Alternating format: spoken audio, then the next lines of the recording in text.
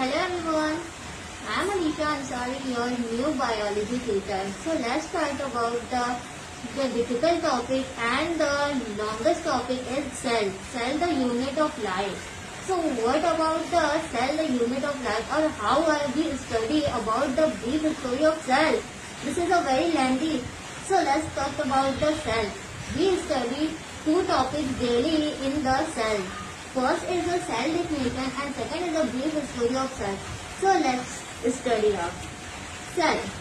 Cell, the structure and function unit of life. All human about that the cell is the structure and function unit of life. Cell हमारी संरचनात्मक और क्रियात्मक इकाई है. So we read us.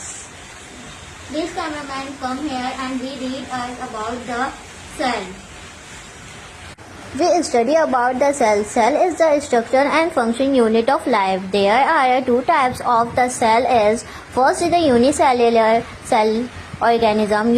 What is a unicellular? Unicellular is that means that one cell in find out of the animals or organism like amoeba and any prokaryotic organism. Second is a multicellular organism. Multicellular organism means that we are a human, animals and plant. All biological activities take place inside a single cell. In a multicellular organism, specialized cells are formed of the perform different function. Cell structure in the study in the cytologist. और जिस विज्ञान के तहत हम लोग cell की पढ़ाई करते हैं उसको काइटोलॉजिस्ट कहते हैं. Robert Hooke is the father of a cytologist. और रॉबर्ट हुक को फादर ऑफ अ काइटोलॉजिस्ट क्यों कहा गया जबकि रॉबर्ट हुक ने कोई लिविंग सेल तो खोजी नहीं थी, उन्होंने एक डेड सेल खोजी थी. So let's study about cell is the its brief story. The cell was first discovered and named by Robert Hooke. In the scenes of the 1665, he remarked that it looked strangers similar to cellular or small rooms.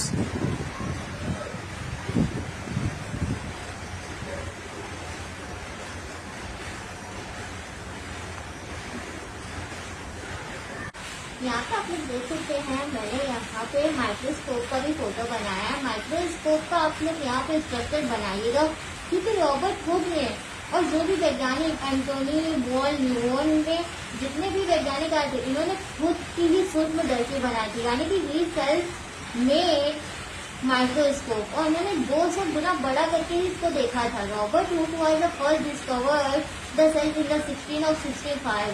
But he did not see a living cell, he see the dead cell. Second is the Antony and Levon. Antony and Levon. So let's start to the second thing. What is the second thing Antony and Leeuwenhoek? Leeuwenhoek in the scenes of the 1885 or 1887.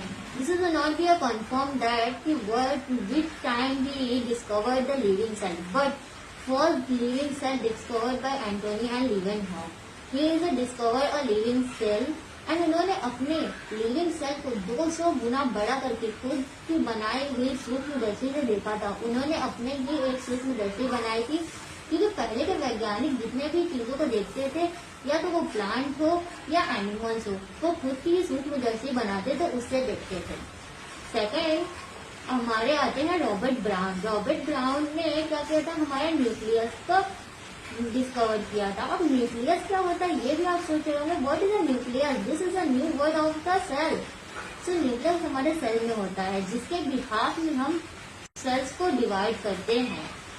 So we start in the second part we start to the cell chapter. New part is the Robert Brown and his discover the nucleus. You see the Antony and Leeuwenhoek in the scenes of the 1667. I forget the scenes, but I have also give you a right story about the Antony and Leeuwenhoek. And you see the New Green and the Robert Brown. New Green.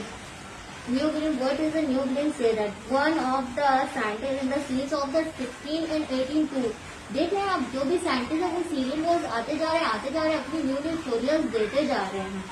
तो इन्होंने क्या किया कि cell concept दिया। इनके हिसाब से the cell is the structure and function unit of life.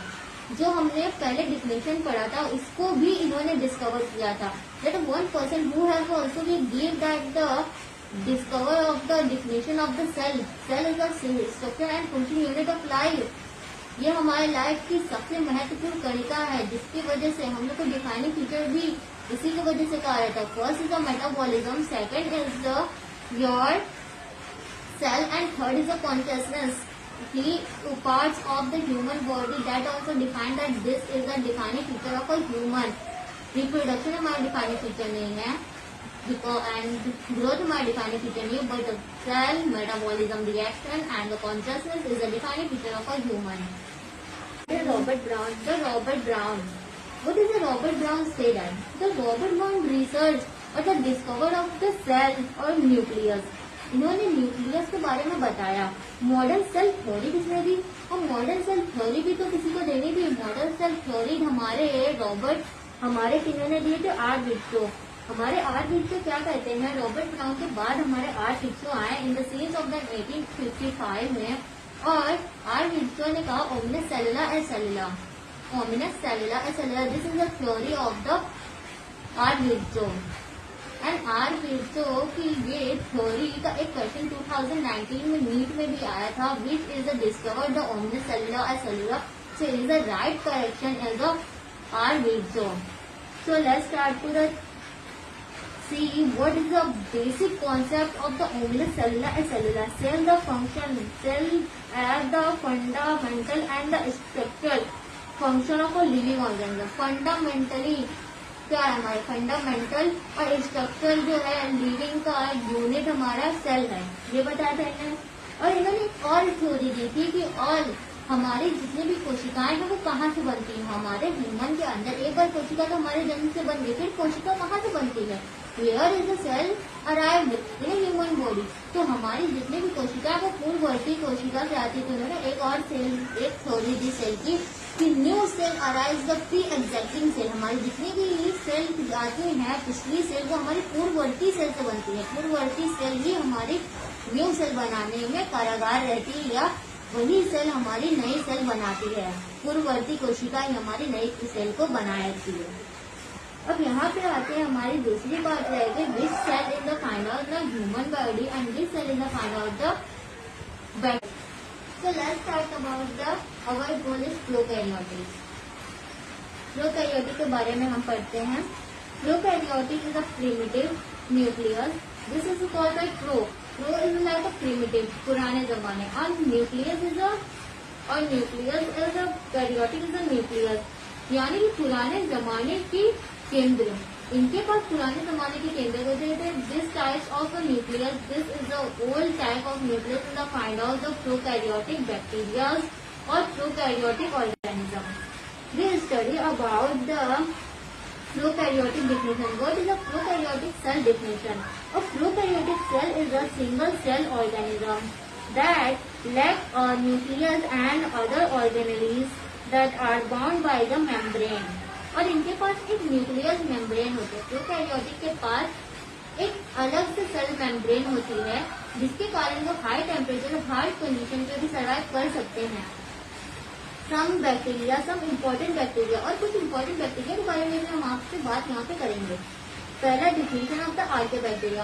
आर्कियोबैक्टीरिया is one of the oldest bacteria on the earth. आर्कियोबैक्टीरिया को सबसे ज्यादा पुराने जमाने की बैक्टीरिया कहा जाती है, जो कि हमारे इस धरती पर अभी तक है। अगर एक मुट्ठी आप मिट्टी लेंगे तो इसमें आपको मिलियंस टाइप ऑफ प्रोकैरियोटिक जीव आसानी से मिल सकती हैं। आर्कियोबैक्टीरिया की बात हम अभी यहाँ पे करते हैं।